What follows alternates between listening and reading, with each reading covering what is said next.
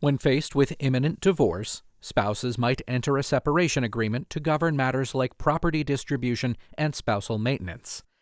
If that agreement is later incorporated into a divorce decree, a question arises as to whether the agreement merges with the decree, remains an independent contract, or becomes part of a hybrid arrangement. We explore Maryland's answer to that question in Johnston versus Johnston.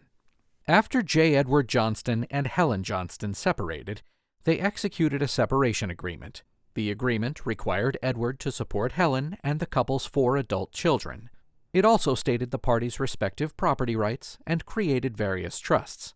Because the agreement was in contemplation of imminent divorce, it stated that the parties intended it to be incorporated by reference in a divorce decree, but the agreement also stated that it wouldn't merge into the divorce decree, but would instead remain a separate, enforceable contract.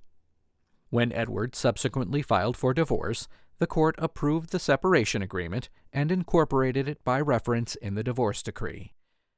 8 years later, Edward petitioned to set aside and void the separation agreement. He argued that he was mentally incompetent to contract at the time of its execution. Helen moved to strike Edward's petition.